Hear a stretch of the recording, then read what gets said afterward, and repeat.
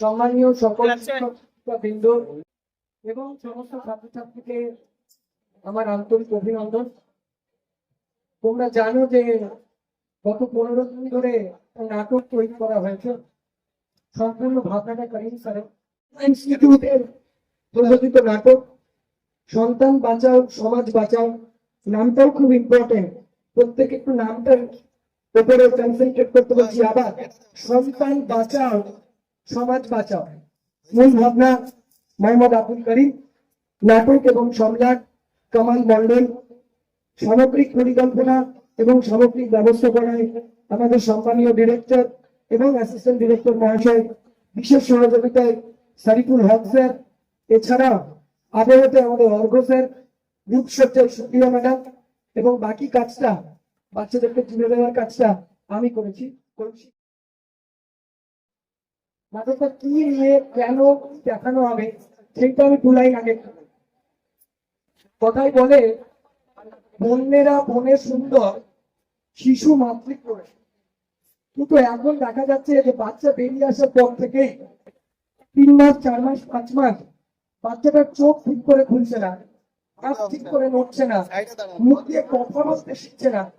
আর হাতে ওই একটা 6 ইঞ্চি ছোট বাক্স আমরা হাতে ধরে সামলাতে পারছি না, কন্ট্রোল করতে পারছি না, তাই জন্য একটা ছোট বাক্স হাতে ধরিয়ে দিচ্ছি।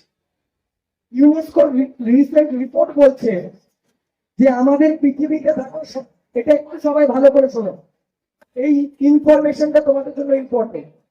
ইউনেস্কোর ওয়ার্ল্ড রিপোর্ট বলছে যে একটা গোল্ড ফিশ, অ্যাকুয়ারিয়ামের একদিকে গোল্ড ফিশ, তার কনসেন্ট্রেশন পাওয়ার সব থেকে কম, মাত্র 7 সেকেন্ড। কনসেন্ট্রেশন কাকে বলে? কোনো একটা জিনিসের দিকে এক নিঃশ্বাসে তাকিয়ে থাকা, সেটাকে আমরা কনসেন্ট্রেশন বলি। মানুষের কনসেন্ট্রেশন, বাচ্চাদের কনসেন্ট্রেশন এখন সেই 7 সেকেন্ডের দিকে নিচে নেমে এসেছে। একটা বাচ্চা 7 সেকেন্ডের বেশি একটা জিনিসকে দেখতে পাচ্ছে না, ওরা এতটা বেশি ইরিটেট হয়ে পড়ছে। ভারগুলো দেখছো ধুলে পড়েছে, একজন মাটিতে বসে পড়েছে। সুতরাং সর্বত্র এই 6 ইঞ্চির বাক্সটা আমাদেরকে নিয়ন্ত্রণ করছে। এই 6 ইঞ্চির বাক্স থেকে বাঁচার, নিজেদেরকে সামলে রাখা কিছু পাঠ আজকে আমরা শিখব।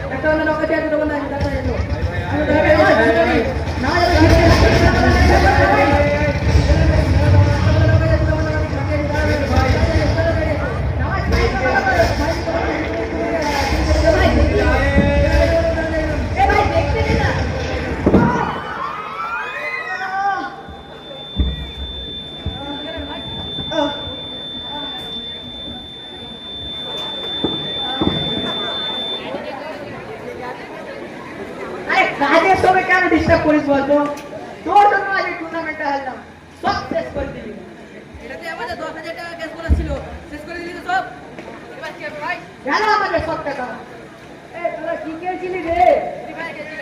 এ আমরা খেলবো না। আরে যা যা, নিজের একটা ফোন নেই, যা তোর বাপকে গিয়ে বল একটা ফোন কিনে দেবে।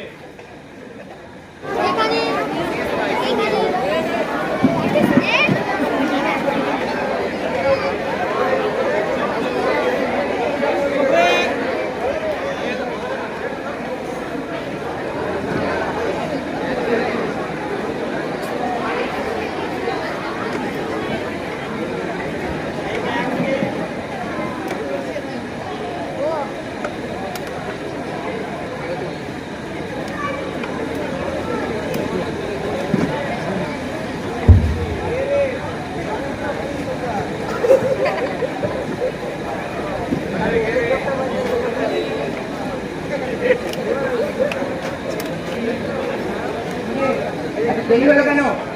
আমার প্রায় দেখি তোর সন্ধ্যাতে বাড়ি থেকে দেরি হচ্ছে।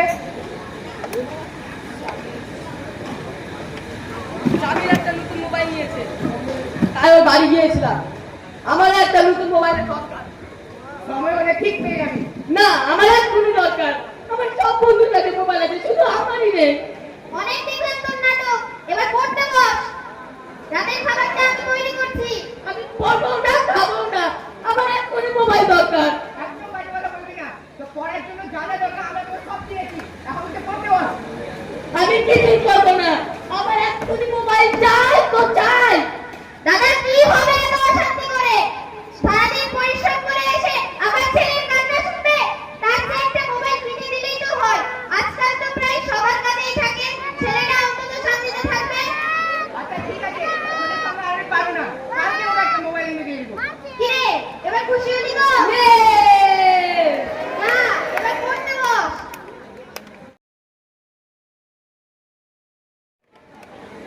মার মার মার মার মার মার মার মার মার এদিকে গেল, মার মার মার মার মার, আরে মার মার, আরে ম্যাচ হয়ে যাবে না রে, মার মার মার মার মার মার মার মার মার, মার মার, আরে ভাই রিভাইতে রিভাইতে রিভাইতে, আরে রিভাইতে না রে, মার মার মার মার, কি রে, তোর পড়া শেষ? রাত তো অনেক হলো। আরে রিভাইতে, কাল কিন্তু তোর স্কুলে পরীক্ষা আছে। হ্যাঁ হ্যাঁ হয়ে গেছে, আর একটু পরে আমি ঘুমিয়ে পড়বো, তুমি যাও তো, আরে মার মার, কি হয়েছে তোর? রিভাইট করে দে, সঙ্গে খেলতে যাস না, কারোর সঙ্গে ঠিকভাবে কথা বলিস না। দেখ, তুই তাই মনে গেছে। যাও তো, বিরক্ত করো না, এলে বেটা ফাঁক করে আমি ঘুমিয়ে পড়বো, ডিস্টার্ব করো না, যাও যাও, মার মার,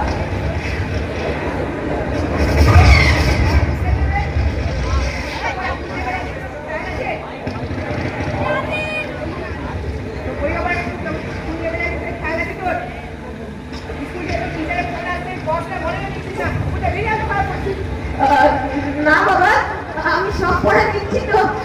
ম্যাম একটু বাড়িয়ে বাড়িয়ে বলেছেন। তোমরা এই নিয়ে কি চিন্তা করছো? না বাবা না, না বাবা না, বাবা না, বাবা না।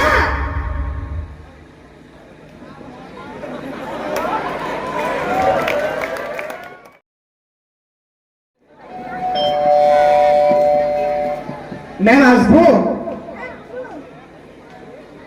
নমস্কার, আমি রাহাতের বাবা। আচ্ছা, হঠাৎ ঠিক কি হলো আপনি আমাকে ডেকে পাঠালেন? দেখুন, রাহাত বরাবরই একজন ভালো ছাত্র, কিন্তু গত কয়েক মাস ধরে ওর যে কি হয়েছে তা আমি নিজেও বুঝতে পারছি না। ক্লাসে ঠিক মতন হোমওয়ার্ক করে না, মনোযোগ দেয় না, স্যার ম্যামদের সাথে তর্কাতর্কি করাও শুরু করেছে। আমরাও বিষয়টা বাড়িতে লক্ষ্য করেছি, ও সারাক্ষণ মোবাইল নিয়ে পড়ে থাকে। এটাই তো মূল সমস্যা। বাচ্চারা এখন মোবাইলে এতটা আসক্ত হয়ে পড়ছে, তা তাদের মারাত্মক ক্ষতি করছে। এটা আমি যে শুধু রাহাতের জন্য বলছি তা কিন্তু নয়, এটা এখন একটা সাধারণ সমস্যা হয়ে দাঁড়িয়েছে। এর ফলে ধরুন মনোযোগের অভাব, বাচ্চারা এখন পড়াশোনা বা অন্যান্য কাজে বেশি মনোযোগ দিতে পারে না। শারীরিক সমস্যা, ঘন্টার পর ঘন্টা মোবাইল স্ক্রিনের দিকে তাকিয়ে থাকার ফলে তাদের এখন চোখের সমস্যা, মাথা ব্যথা, ঘুমের অভাব দেখা দিচ্ছে। সামাজিক বিচ্ছিন্নতা, তারা এখন মাঠে গিয়ে আর খেলতে যায় না, তারা বাড়িতে বসে গেম খেলে। তারপর অল্পতে রেগে যাওয়া, জেদ করা, অবসাদের মতো ঘটনা এখন সমস্যা হয়ে দাঁড়িয়েছে। এটা আমাদেরই ভুল, আমরাই ওর জিদ থামাতে গিয়ে ওকে ওর হাতে অস্ত্র তুলে দিয়েছি, এখন বুঝতে পারছি না কি করবো। দেখুন, এখনো সময় আছে, ওকে বকাবকি না করে বোঝান, প্রয়োজনে কোনো বিশেষজ্ঞের পরামর্শ নিন।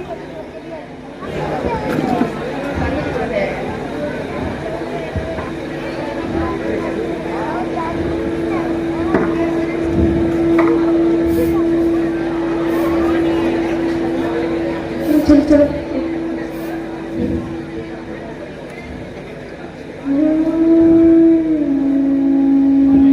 কি গো, এই অসময়ে তোমরা?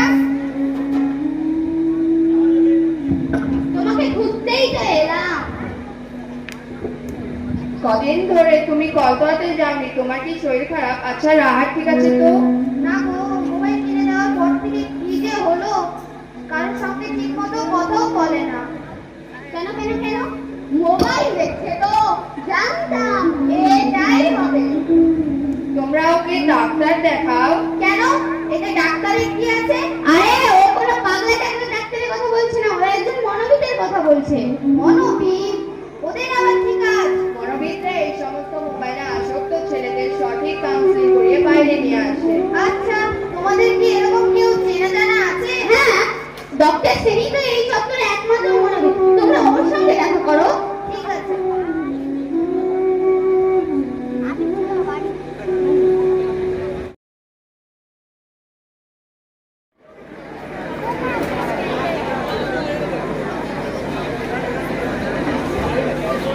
জানেন ডাক্তার, আমার ছেলের জীবনে কাল হয়ে দাঁড়িয়েছে মোবাইলটা।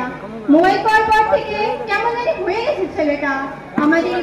আমরাই তার হাতে সেই কাল অস্ত্রটা তুলে দিয়েছি তার জেদ থামানোর জন্য। সারাক্ষণ বাড়িতে তার সঙ্গে ঠিক করে কথা বলছে না, সব সময় মোবাইলে ব্যস্ত থাকছে, বাইরে কারোর সঙ্গে খেলতে যাচ্ছে না, এখন তো বন্ধু বান্ধবদের সঙ্গে কথা পর্যন্ত বলে না। বলুন তো ডাক্তার, এখন কি করা যেতে পারে?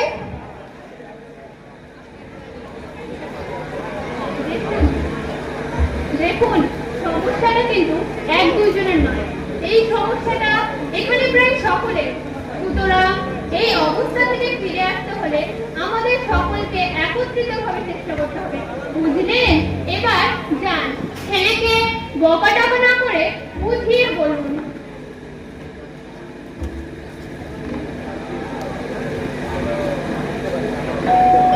রাহাত হোসেন,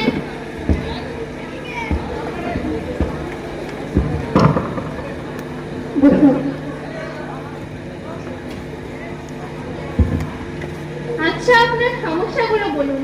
আর কি বলবো ম্যাডাম? ব্যাস, বুঝেছি, মোবাইল দেখছে তো।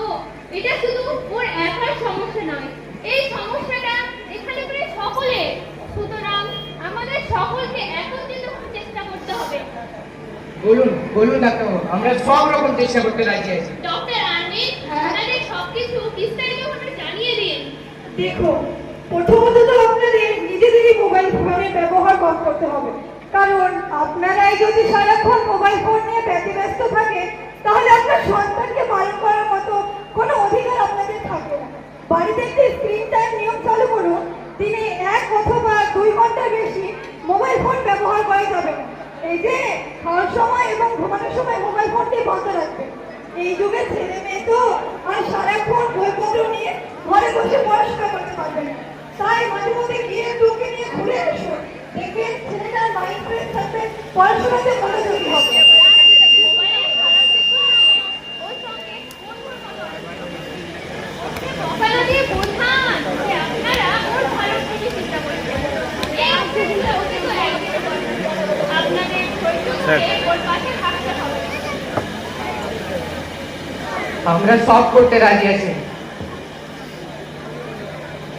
কি রাহাত বাবু, তুমি কি তোমার বাবা মায়ের সঙ্গে এই নতুন নিয়মগুলো মেনে চলবে?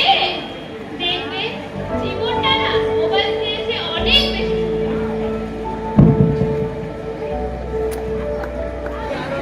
মোবাইল হোক বন্ধু, তবে না হয় যেন তার শত্রু।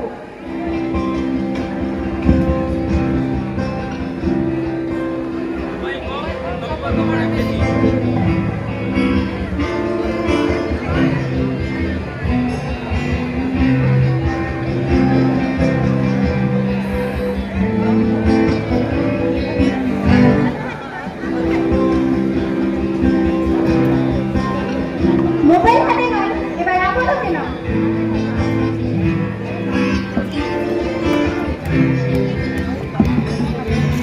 পড়াশোনায় মন দাও, মোবাইল থেকে দূরে রাও। ডিজিটাল দুনিয়া ছাড়ুন, সাধারণ জীবনে আসুন।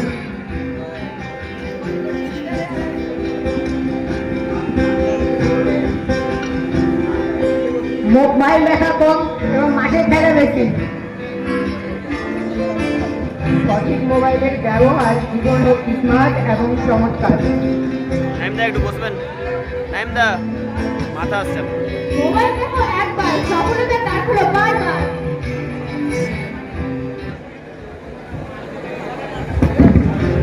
ব্যর্থ প্রাণীর আবর্জনা পুড়িয়ে ফেলে আগুন জ্বালো, আগুন জ্বালো।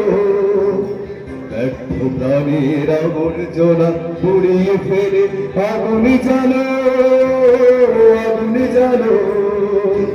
একলা রাতের অন্ধকারে আমি চাই পথের আলো, একলা রাতের অন্ধকারে আমি চাই পথের আলো।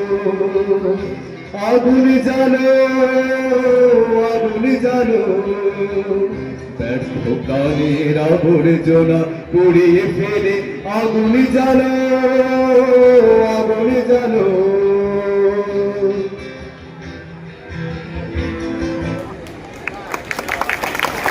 বসিয়েছেন পুরো বিষয়টি যে আওয়াজগুলো শুনলেন, শেষে গানটা গাইল আমাদের সকলের প্রিয় অর্ঘ স্যার।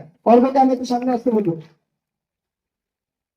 এবং ওরা আজকে খুব সুন্দর করে সেজেছে, রং টং মেখেছে, চাইছিল না প্রথমে, এবং ওদের ড্রেস ফ্রেস এই সব কিছু দেখেছে আমাদের সুপ্রিয়া ম্যাডাম। সুপ্রিয়া ম্যাডামকে একবার সিন রাখবো। আচ্ছা, এবার যারা এতক্ষণ ধরে কাজটা করলো তোমাদের সকলকেও অসংখ্য ধন্যবাদ যে তোমরা গরম সহ্য করে চললে। সবার আগে আমি যাকে ডাকবো সে আমার নিজের খুব প্রিয় এবং এই টিমের মধ্যে সবচেয়ে ডেডিকেটেড, যার সবটা মনে আছে, কার কোথায় এন্ট্রি স্যার, কার কোথায় এক্সিট স্যার, কে কোন ডায়লগ ভুল করছে। রাহাতের বাবার চরিত্রে অভিনয় করেছে অষ্টম শ্রেণীর ছাত্র নাকিব ফারুক। নাকিব সামনে এসে। নাকিব রাহাতের বাবার চরিত্রে অভিনয় করেছে। আচ্ছা, রাহাতের পিসির চরিত্রে অভিনয় করেছে অষ্টম শ্রেণীর ছাত্রী সাদিয়া। সাদিয়া সামনে এসো। ও একটু চটপটে, ওর কথাতে চটপটে ভাবটা প্রকাশ পেয়েছে। আচ্ছা, এই যে রাহাতের তিন বন্ধু, কেন তোমরা হেডফোন গুলো কেন খুললে? দেখবে তো লোকে তোমাদের গেম খেলতে খেলতে কি অসুবিধা। হাত জোর করে নমস্কার করবে। রাহাতের তিন বন্ধু, বাদিক থেকে একদম ফারহান অষ্টম শ্রেণীর ছাত্র, সরি ফারহান নবম শ্রেণীর ছাত্র, নামাজ অষ্টম শ্রেণীর ছাত্র এবং রিনার অষ্টম শ্রেণীর রোকেয়া কক্ষের ছাত্র। ওরা রাহাতের বন্ধুর চরিত্রে অভিনয় করেছে এবং রাহাতের চরিত্রে অভিনয় করেছে ও সব থেকে ছোট এখানে, ক্লাস 7-এ পড়ে মাত্র, কাজী। কাজীকে একবার সামনে ডাকবো। কাজী রাহাতের চরিত্রে অভিনয় করেছে যে মোবাইল অ্যাডিক্টেড ছিল, কিন্তু আমাদের কথা দিয়েছে স্যার বাড়ি গিয়ে ফোন রাখবো না, ভালো হয়ে যাবে। রাহাতের মায়ের বান্ধবীদের চরিত্রে অভিনয় করেছে মুহাদ্দিসিনা এবং নাজিফা। হাত জোর করে নমস্কার করো। মনোবিদ ডক্টরের চরিত্রে অভিনয় করেছে হাসিনা, নবম শ্রেণীর ছাত্রী। এবং আরেকজন ডাক্তার, তার চরিত্রে অভিনয় করেছে আরমিন, আরমিন হোসেন। এবং তোমার নামটা একটু তুমি বলো। ও একজন গ্রামবাসীর চরিত্রে অভিনয় করেছে। এবং আমরা একজন স্কুলের প্রিন্সিপালকে দেখিয়েছি, প্রিন্সিপালের চরিত্রে অভিনয় করেছে অষ্টম শ্রেণীর ছাত্রী সাবরিনা আলম। সকলকে অসংখ্য ধন্যবাদ, আপনারা এতক্ষণ মন দিয়ে দেখলেন। মাইকের ডিস্টারবেন্সটা ছাড়া ওরা সবাই খুব ভালো করেছে, আপনারা নিশ্চয় বুঝতে পারলেন। আশা করছি পরের বার আমরা এই ম্যাটারটাকে আরো ছাপিয়ে যাব। আরো প্র্যাকটিস, আরো প্র্যাকটিস, আরো প্র্যাকটিস। সকলকে অসংখ্য ধন্যবাদ।